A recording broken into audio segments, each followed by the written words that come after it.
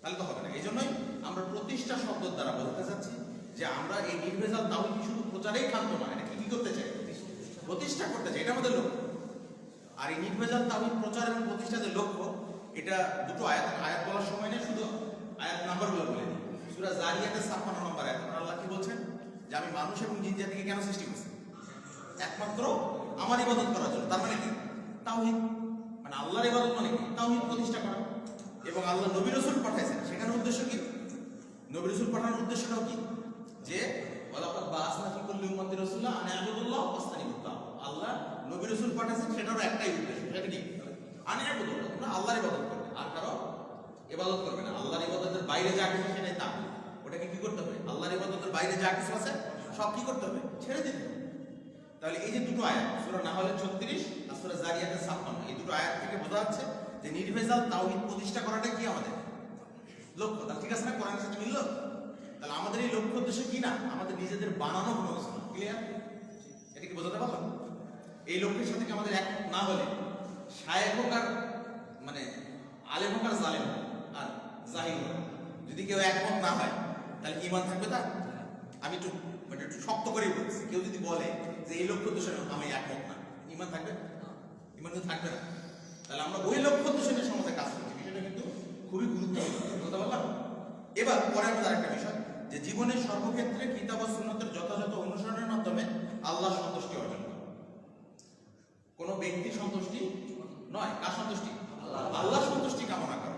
এবার দেখুন, তার মানে কি? শুধু প্রচারই করবে কিন্তু নিজে আমল করবে না, চলবে?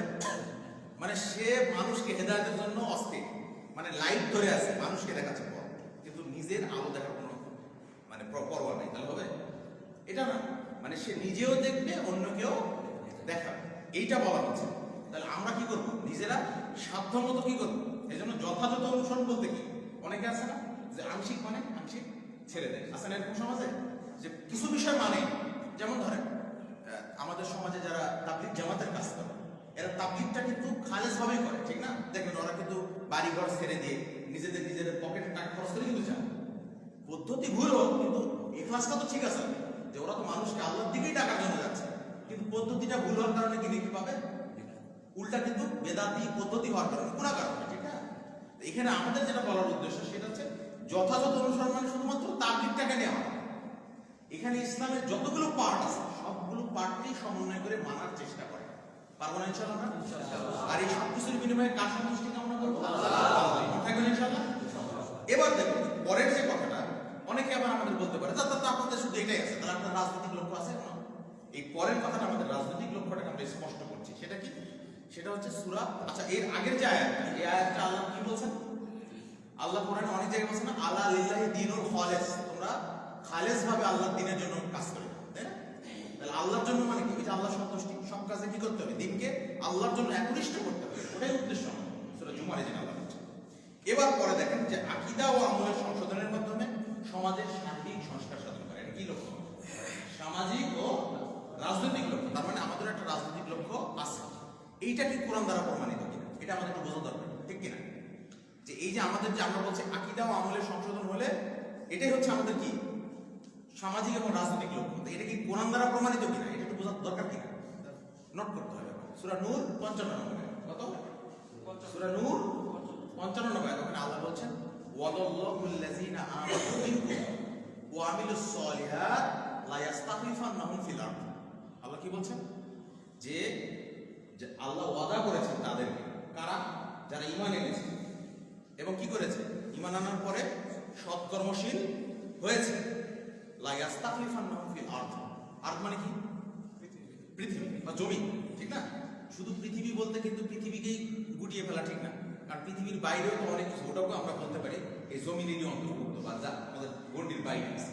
তো আমি এটা বলতে চাচ্ছি আপনাদেরকে, যেখানে আল্লাহ যে ওয়াদাটা করলেন, ওয়াদাটা কি? যে যারা ঈমান এনেছো এবং সৎকর্ম করো তাদেরকে আল্লাহ কি ওয়াদা করেছেন? লা ইস্তাখলিফান্নাহুম, আল্লাহ তাদেরকে খেলাফত দান করবেন। কোথায়? ফিল আরদ। কোথায়? জমিনে। বাংলাদেশে না, বিষয়টা বুঝেন কিন্তু আমার সাথে একমত হতে হবে। কিন্তু এটার অর্থ কি? ফিল আরদ মানে কি? বাংলাদেশ না, ফিল আরদ মানে কি? সারা ইন্ডিয়া, পাকিস্তান, উপমহাদেশ, আফ্রিকা, ইউরোপ সব, ঠিক কি না? তাহলে আল্লাহর ওয়াদা কি? আল্লাহ জমিনে খেলাফত দান করবেন। শর্ত কয়টা? শিরিক থাকলে কি আল্লাহ দিবে? আল্লাহ দিবে না। তার মানে এখানে আমরা আকীদা কথাটা নিয়ে আসছি। কেন?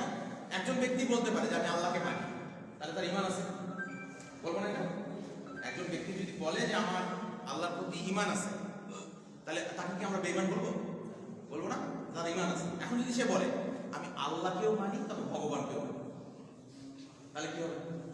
তাহলে ও একদিকে যেমন ঈমান আনলো, কিন্তু আরেকদিকে আকীদা ভ্রষ্টতার কারণে সে কিন্তু আবার কুফরি করবে। তাহলে কোনটা গুরুত্বপূর্ণ? আকীদা নয় কি? বিষয়টা বুঝেন কি? আমি আল্লাহকে বিশ্বাস করি, এটা কি আমার? এটা আমার ঈমান। কিন্তু আমি আল্লাহকে বিশ্বাস করার পাশাপাশি আমি অন্যান্য কি করি? অন্যান্য যে যেমন ভগবান বা এদেরকেও কি মনে করি? এদেরকেও মনে করি, এরাও রব হতে পারে। নাউযুবিল্লাহ। তাহলে ঈমান থাকবে? এই জন্য আমরা গুরুত্ব দিচ্ছি কোনটাকে? আকীদা। শব্দটা বুঝতে পারছেন এবার? আকীদার গুরুত্বটা কেন? যে আমি শুধুমাত্র আল্লাহকে মানি, আর আল্লাহ ছাড়া পৃথিবীর যত কিছু মাবুদ আছে সবগুলোকে মিথ্যা মাবুদ মনে করি। এটা কি? এটা কি ঈমান না? এটা কি? এটা হচ্ছে আকীদা। ক্লিয়ার? তাহলে গুরুত্ব বেশি কোনটা? আকীদা। বুঝতে পারলেন ব্যাপারটা?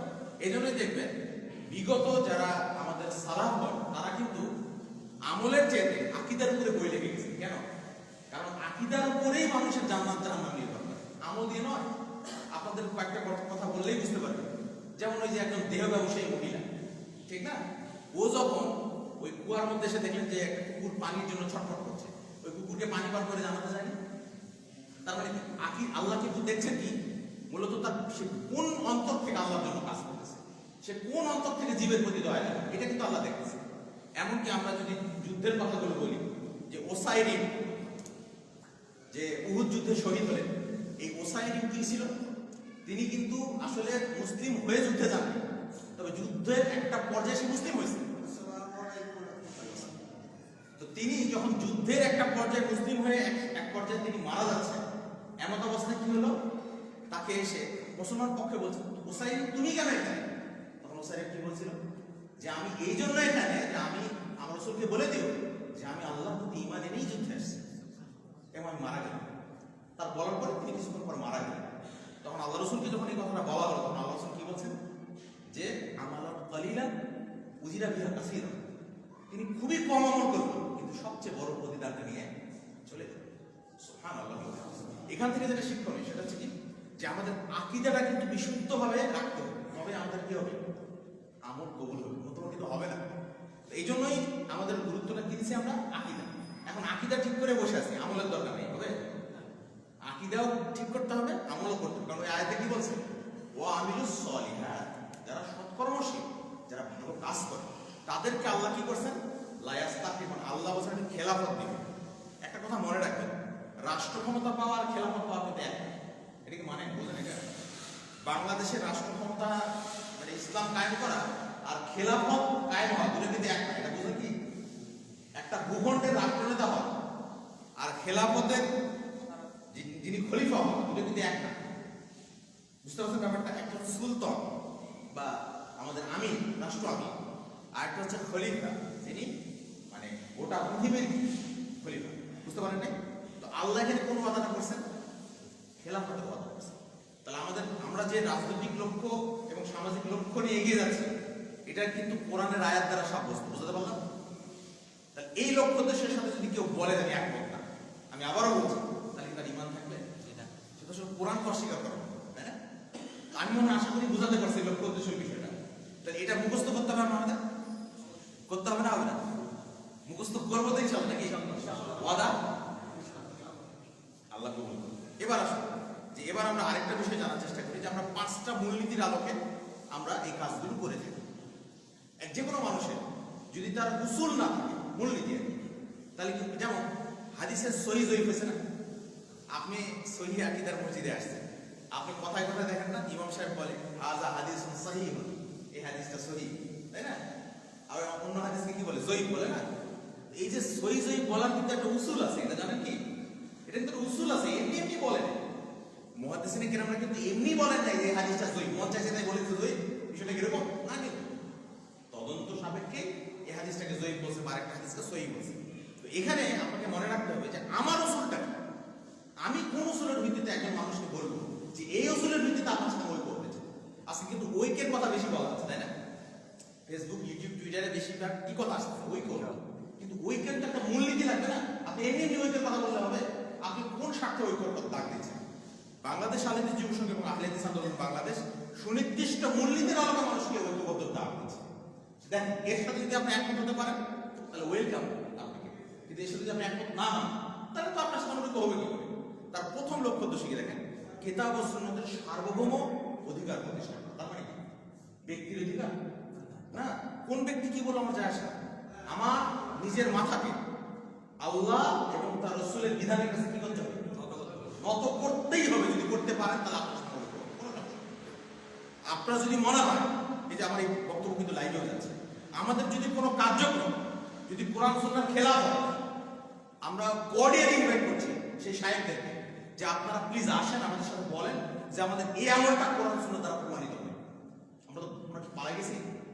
আমাদের কেন্দ্র আছে না, আমাদের এই যে ছোট ছোট কেন্দ্র তো আছে, আমরা তো পালা যাই, তাই না? তো আমাদের কাছে আপনারা আসেন, আপনারা তো মানে মুখজুরি করেন, আপনারা আমাদের কাছে আসেন, আসার পর বলেন যে আপনারা যে এই কাজটা করতেছেন এটা তো কোরআন হাদিসে নেই, তারপর কেন করতেছেন বলেন। কারণ আমাদের আহ্বানটা কি? যে প্রথম মূলনীতিটা কি? কিতাব ও সুন্নাহর সার্বভৌম অধিকার। তার মানে কি? সোভেরেনিটি মনে করেন, কিন্তু সার্বভৌম মানে কি? সবচেয়ে বেশি যে অগ্রাধিকারটা সেইটা দিতে হবে আপনাকে। এক্ষেত্রে আপনি কোনো ব্যক্তির কথা দিয়ে আমাকে ঠেকানোর চেষ্টা করবেন না। আমি ব্যক্তির কথা মানব না। ব্যক্তির কথা মানার জন্য কি আপনি মানাচ্ছেন? কাল কি আমাদের মানে কি ব্যক্তি আপনার সাহায্য করবে নাকি রসুল করবে? তাহলে আমার শর্ত হচ্ছে আল্লাহ এবং তার রসুলের সাথে। এইরকম যদি আপনারা একমত হতে পারেন, আসেন, আপনার সাথে ওই কোনো সমস্যা নেই। এইটাই কিন্তু আমাদের মূল কথা। এইটার আলোকে বাকি 4টা মূলনীতি আছে আমাদের। টোটাল মূলনীতি কয়টা?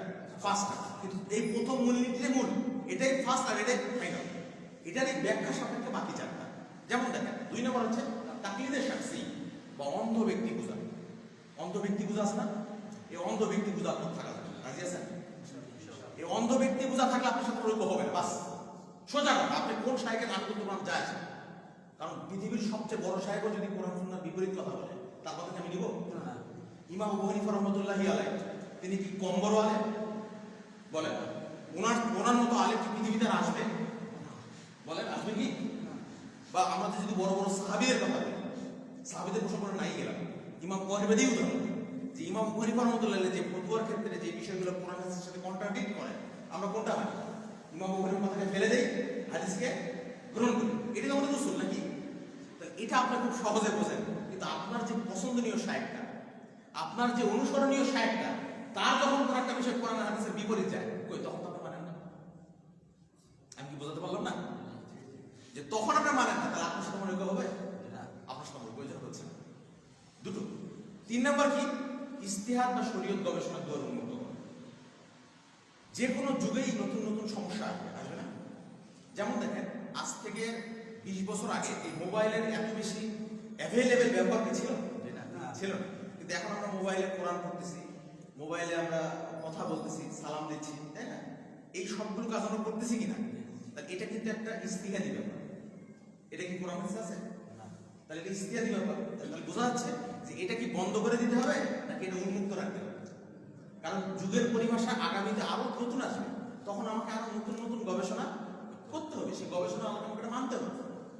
যেমন দেখেন, আরেকটা উদাহরণ দিই। যেমন আগের যুগে কিন্তু মানুষ এরকম, এই যে এখন যেমন আপনি আমি যেমন লিখিতভাবে সবকিছু পেয়ে যাচ্ছি, রাসূল সাল্লাল্লাহু আলাইহি ওয়াসাল্লাম লিখিতভাবে সবকিছু পেত না, ছিল না। কিন্তু এখন আপনাকে লিখিতভাবে নিচ্ছি না, যে কোনো বিষয় স্টেটমেন্ট। আপনি এখন মৌখিক কথাটার মূল্য কি হয়ে গেছে? কমে গেছে, এখন দাম নাই, মানুষ অস্বীকার করতে টাইম লাগে। এই জন্য কি হচ্ছে, আমরা দালিলিকভাবে নোট করি, ঠিক না? তো এই জন্যই কিন্তু এই ইজতিহাদ বা শরীয়তের গবেষণার দুয়ারটাকে কি রাখতে হবে? উন্মুক্ত রাখতে হবে, ক্লিয়ার?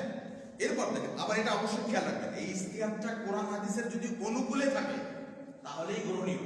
যদি কোরআন সুন্নাহর বাইরে যায় তাহলে এটা কি? বর্জনীয়। কারণ প্রথম মূলনীতি কি? কিতাব ও সুন্নাতের সার্বভৌম অধিকার বিষয়। বোঝেন না ব্যাপারটা? যে ওখানে যদি ঠিক থাকে, কিতাব ও সুন্নাহয় যদি ঠিক থাকে তাহলে চলবে, কিন্তু ওটার বিপরীত হলে এটা বাতিল। ওই ইজতিহাদি না, ইজতিহাদে সাহিয়া, ইজতিহাদে বাতিল। মানে ধর সহি হলে চলবে, আর যদি বাতিল হয় তাহলে বাতিল, ওটা গ্রহণ করবো না।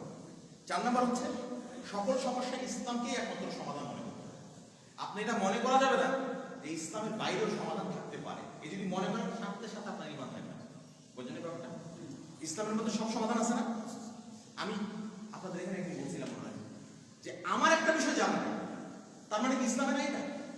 ধরেন আপনি একটা প্রশ্ন করলেন, আমার জানা নেই, তার মানে কি এর উত্তর ইসলামে নেই? ইসলামে আছে, আবার এর উত্তর আমি জানি না, আমার তো জ্ঞান কম, ঠিক না? আমার জ্ঞান কম। পৃথিবীর কোন শায়েখে এ কথা বলতেই পারবেন না যে তার কাছে সব জ্ঞান আছে, বলতে পারবে? তাহলে এই জন্যই দেখেন না, কোন একটা ফতোয়া দেওয়ার পর শেষে কি লেখা থাকে? আল্লাহু আ'লাম, যে আল্লাহ সবচেয়ে ভালো জানেন, আল্লাহ অধিক জানেন এই বিষয়ে। আমি জানি না বেশি কিছু, আমি যতটুকু জানি ততটুকু বললাম, কিন্তু এর চেয়ে বেশি কে জানে? আল্লাহ ভালো জানেন। এই যে বিষয়টা খেয়াল করেন, কারণ সকল সমস্যায় আমাকে মনে করতে হবে যে ইসলামের মধ্যেই সমাধান আছে। আমি জানি না, তাতে কি? আমি জানি না, এই কথা জানি না বলাটা কি এটা কোনো অপমানের ব্যাপার নাকি? পূর্ববর্তী ইমাম মালিক রাহিমাহুল্লাহর জীবনীতে তিনি 3 ভাগের 2 ভাগের ফতোয়াই উত্তর দিতেন, 1 ভাগের উত্তর দিতেন। তো উনি কি, ওনাকে কি আমরা সম্মান করি না? উনি প্রথম লিখিত কিতাব সংকলন করে গেছে, যার নাম কি মুয়াত্তা ইমাম মালিক, ইমাম মালিকের কিতাব। তাহলে উনি প্রথম কিতাব লিখেছেন, অথচ উনি কোনো প্রশ্ন করলে 2 ভাগ উত্তরই দিতেন না, 1 ভাগ উত্তর দিতেন। এই বিষয়টা থেকে আমি যেটা বলতে চাচ্ছি যে আমার একটা বিষয় জানা নাই, তার মানে এমন নয় যে ইসলামের উত্তর নাই, ইসলামের উত্তর আছে। এটাকে আমার কি করতে হবে? মনে প্রাণে বিশ্বাস করতে হবে। সর্বশেষ যেটা, এই 4টা জিনিসের মাধ্যমে যদি কেউ একমত হতে পারে আমাদের সাথে, তার সাথে আমার ঐক্য করবে। সেটা কি বলছি আমরা? মুসলিম সংহত দৃঢ়করণ। দেখেন, আমরা কিন্তু এই মূলনীতিগুলো কিন্তু অনেক আগে থেকেই আছে, এর আলোকেই কিন্তু আমরা ঐক্যবদ্ধ দাওয়াত দিচ্ছি। কিন্তু আজকে নতুন করে ঐক্যবদ্ধের যারা স্লোগান দিচ্ছে, তারা কিন্তু আমাদেরকে একটা মানে বোঝাতে যাচ্ছে এটা যে আমাদের কি বুড়ো আঙুল দেখাচ্ছে, অথচ খোলা মাঠে যেয়ে বলছে। বিষয়টা কেমন হয়ে গেল না? মানে আপনি মসজিদে সালাত আদায় করার কথা, ঠিক না? কিন্তু মসজিদ বাদ দিয়ে আপনি মাঠে যেয়ে আপনি চিল্লাচ্ছেন আর বলতেছেন সালাত আদায় করতে হবে, সালাত আদায় করতে হবে, জামাতবদ্ধ হতে হবে, জামাতবদ্ধ হতে হবে। এটা তো মসজিদে জামাতের জায়গা, ঠিক না? জামাতের জায়গা মসজিদ না? তো মসজিদ বাদ দিয়ে আপনি মাঠে যেয়ে চিল্লাচ্ছেন কেন? আপনি যেখানে গেলে আপনার ঐক্যবদ্ধ, সেখানে আসুন না, আমরা তো আপনাদের ডাকছি। ক্লিয়ার? এবার সর্বশেষ আসুন যে আমরা এই যে 5টা কাজ, এই মূলনীতির আলোকে মানুষকে ঐক্যবদ্ধ দাওয়াত দিচ্ছি, এবং পাশাপাশি আমরা 4টা কর্মসূচি নিয়ে সমাজে কাজ করছি। সেই 4টা কর্মসূচির প্রথম ধাপ হচ্ছে তাবলীগ। এই বিষয়ে আমি আপনাদেরকে এর আগেও অনেকবার তাবলীগ সম্পর্কে কথা বলছি, যে মনে রাখবেন যে তাবলীগ করতে গেলে 72 দলের লোক আপনাকে বাধা দেবে। কারণ রাসূলের উম্মত কত দল হবে? 73টা, তাই না? তো 73 দলের মধ্যে 72 দল পেয়ে যাবে।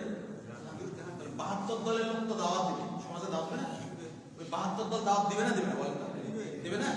কিন্তু 72 দল জাহান্নামের দিকে ডাকবে, তাই না? কিন্তু একটা দল কোন দিকে ডাকবে? জান্নাতের দিকে ডাকবে। আপনাকে খুঁজে নিতে হবে সেই একটা দলের অনুসারী কারা, ঠিক আছে না? তাহলে এই তাবলীগ কিন্তু আপনাকে করতে হবে। প্রথম কাজ আমাদের তাবলীগ করা। 2 নম্বর হচ্ছে তাবলীগ আমি একা একা কতটুকু করতে পারবো। যেমন দেখেন, আমি কয়েকদিন আগে, গত জুমা তার আগের জুমা আমি চিটাগাংয়ে সফরে ছিলাম। ওখানকার যে লোকজন আসলো, আমাকে যে রিসিভ করলেন এবং আমাকে যে তারা বক্তব্য দেওয়ার সুযোগ করে দিলেন, ওখানে যে একটা প্ল্যাটফর্ম আমাদের আছে, এবং আমি যেমন আপনাদের এখানে যেমন স্বাচ্ছন্দ্যে কথাগুলো বলতে পারছি, ওখানেও ওদের মসজিদে আমি কথা বলতে পারলাম। কিন্তু আমি ফজরে যেখানে নামছিলাম, সেখানে মানে যে গাড়ি যেখানে দাঁড়াইছে, অলঙ্কারে যেখানে দাঁড়াইছে, তো অলঙ্কারে নামার পর ওখানে ওই সুপারভাইজার বলতেছে যে ফজরের নামাজের বিরুদ্ধে। তো মসজিদ দেখে আমি ঢুকে বসি। আমি ঢুকার পর আমি উজু কিন্তু করছি। উজু করার পর বের হয়ে দেখতেছি যে একটা মহিলা তার বাচ্চাকে নিয়ে একটা মাজারের সামনে দাঁড়া আছে। আমি যখন গেছিলাম ওই অজুখানায়, তখন আমি লক্ষ্য করি, আমি সেটা মাজার আলা মসজিদ। আমি বেরোলাম ওখান থেকে, যে এই মসজিদ আমি সালাত করবো না, হেঁটে হাঁটতে শুরু করে দিলাম। সামনে গেছি, যাওয়ার পরে এবার ভাবলাম যে এটা একটা ভালো মসজিদ। বাইরে থেকে দেখা যাচ্ছে যে মানে ইয়ে নেই, মানে কোনো মাজার নেই। ঢুকছি, ঢোকার পরে ওখানে যে কেবল সালাতে দাঁড়াবে, দুই পাশেই কবর, আবার মসজিদ। কিন্তু আমরা তো কবরওয়ালা মসজিদ এবং মাজারওয়ালা মসজিদে আমরা সালাত বৈধ মনে করি না। আমি আবারও বেরলাম ওখান থেকে। বের হওয়ার পর আমি যেখানে যাবো সেখানে আমি কোন মসজিদ, আমি তো অচেনা মানুষ, সিএনজি ঠিক করলাম, সিএনজির মধ্যে ফজর করছি, জানেন না? ওই জায়গাটায় এরকম একটা শহর, সেই শহরের মধ্যে আমাকে যে মসজিদে নিয়ে গেলাম, সেই মসজিদে আমি স্বাচ্ছন্দ্যে কথা বলতে পারলাম। তাহলে ওইরকম লোক কি লাগবে না? লাগবে না? কারণ আপনি মনে করছেন আপনি একাই করতে পারবেন, সম্ভব? আমাকে ওখানে কথা বলার সুযোগ করে দিতে হবে না? আজকে শুধু আমি জিরানি দিয়ে কথা বললেই হবে? সারা বাংলাদেশে এই কথা গুঞ্জরিত হচ্ছে, তাই না? তখনই না সামাজিক বিপ্লব হবে। শুধুমাত্র জিরানির বিপ্লব দিয়ে কি সারা বাংলাদেশ হয়ে যাবে? জিরানিতে সারা বাংলাদেশ একটা ছোট্ট একটা জায়গা, যেমন পৃথিবীর মধ্যে যেমন বাংলাদেশ খুঁজেই পাওয়া যায় না, ঠিক না? তো বাংলাদেশের মধ্যে জিরানিও খুঁজে পাবেন না। বিষয়টা এরকম না? তাহলে শুধু এই জিরানি ছোট্ট জায়গায় দাওয়াতি কাজ করলে চলবে? যদি বাংলাদেশের বড় ম্যাপ নিয়েও যদি আপনি জিরানিকে দেখেন অল্প একটু, ঠিক না, আমাদের একটা ফোটা একটা বিন্দু, তাই না? তো এই যে এখান থেকে আমাদের শিখতে হবে যে এই কথাগুলো আমাদের সব জায়গায় ছড়িয়ে ছিটিয়ে দিতে হবে। এর জন্য কি লাগবে? সংগঠন লাগবে না? এই জন্যই আমরা সংগঠিত করি মানুষকে। আমরা মানুষকে সংগঠন এর দিকে দাওয়াত দিই না, আমরা মানুষকে সংগঠিত করি ইসলামের দাওয়াত দেওয়ার জন্য, বুঝলেন না? যেমন এই যে এটা আপনারা বসছেন না, এটার প্ল্যাটফর্মটা কেন হচ্ছে? যদি এটা না থাকতে তাহলে হতো? এটাই প্ল্যাটফর্ম। আর এইটাকেই রাসূল সাল্লাল্লাহু আলাইহি ওয়াসাল্লাম আমাদেরকে করতে বলছেন, মানুষকে দাওয়াত দিতে বলছেন না? এমনকি এককভাবে দাওয়াত দেবেন আপনি। এই জন্য এই যে আয়াতটা বলছিলাম সেখানে কি বলছেন? আমি দাওয়াত দিই অমানিত্তাবানি, এবং আমার অনুসারীরাও দাওয়াত দেয়। তার মানে আমি এককভাবে নই, আমি যে কথাগুলো বলি আমার অনুসারীরাও সেম কথা বলে। ওই রকম নয় শায়েখদের বক্তাদের মতো যদি বলা হয় লক্ষ্য উদ্দেশ্য কি কে কাটা মিলবে না।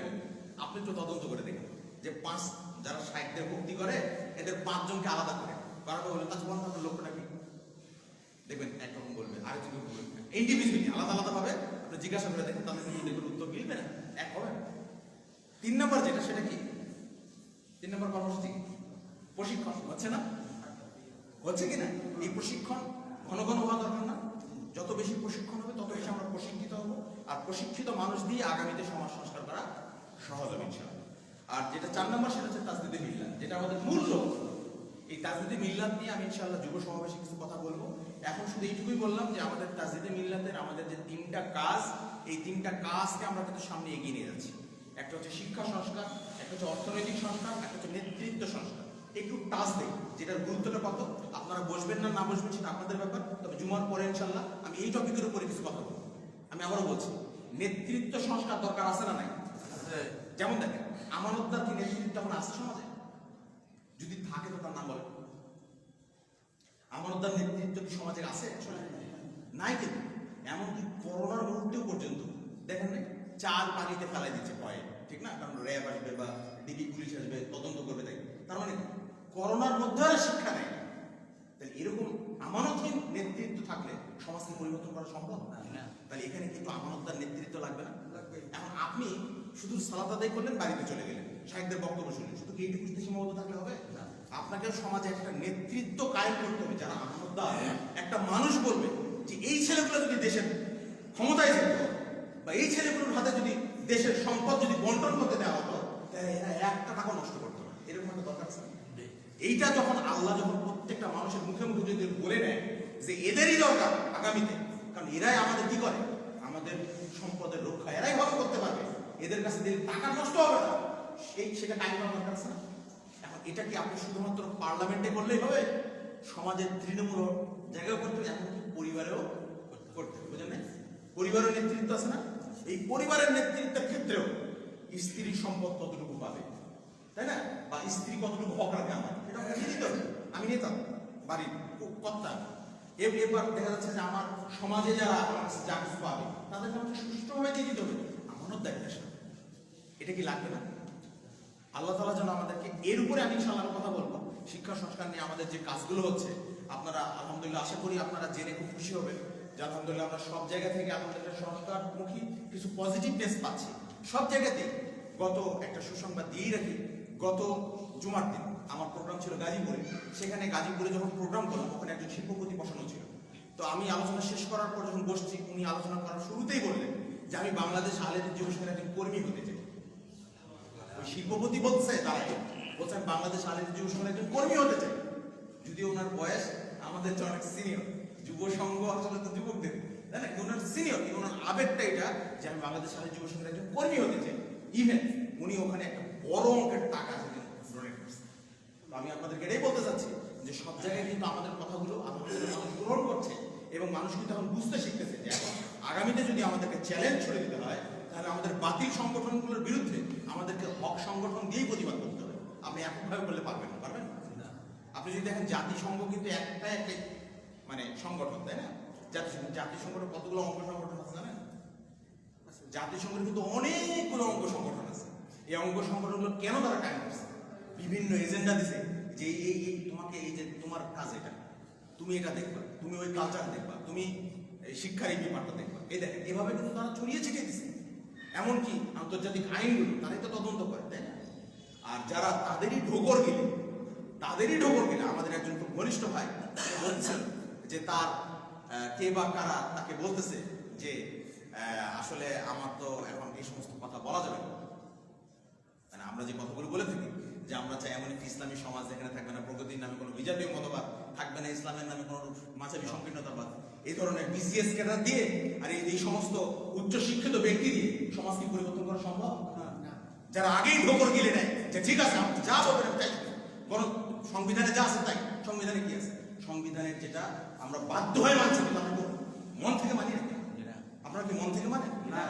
ওখানে 4টা মূলনীতির কথা বলা আছে, আমি তো 4টা আমাদের মূলনীতির কথা বললাম না? ওখানে 4টা মূলনীতি আছে, সেই মূলনীতিগুলো কি কি? ওগুলো কি একটা আল্লাহ তৈরি? গণতন্ত্র, ধর্মনিরপেক্ষতা, সমাজতন্ত্র, জাতীয়তাবাদ, এগুলো কি আল্লাহ দিয়েছে? তাহলে এটা আপনার বলতে দ্বিধা কোথায়? আপনি এই বিশেষ কারণ হয়ে কি দেখাচ্ছেন আমাকে? আর এই সরকারি কর্মকর্তা হয়ে বা কি লাভ? হক কথাই তো আপনি বলতে পারেন না, ঠিক না? হক কথা বলার মতো আপনার যদি সাহস না থাকে, ঠিক আপনার ওই সমস্ত পড়ালেখা, ঠিক আপনার ওই সমস্ত চাকরি, ঠিক কি না? শতবার আমরা হক কথা বলবো, শতবার আমরা হক কথা বলার জন্য আমাদের পূর্বসূরীরা জেল খাটছেন, তথাপি হক কথা ছাড়েননি, ঠিক না? আমরাও চিরদিন হক কথাই বলে দেবো, এই হক কথা বলার মধ্যে আমাদের মৃত্যু হয় হবে ইনশাআল্লাহ। এই যে প্রিয় মনোবল, এই মনোবল কিন্তু আপনার আমার থাকতে হবে।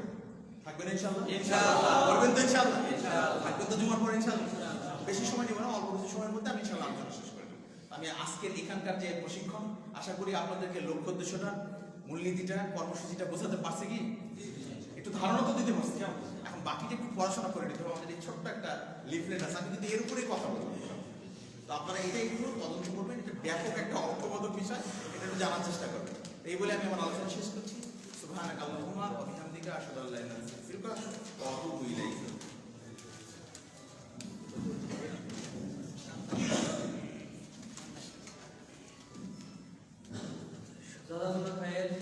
কেন্দ্রীয় মহামান, কেন্দ্রীয় ছাত্র বিষয়ক সম্পাদক আব্দুল নূর এবং আজকের জমার খুতবা সময় সংক্ষিপ্ত, যার কারণে কিছু বক্তব্য এখন দিচ্ছি না। সবাই উপস্থিত থাকবেন ইনশাআল্লাহ বাদ জমা সমাবেশ।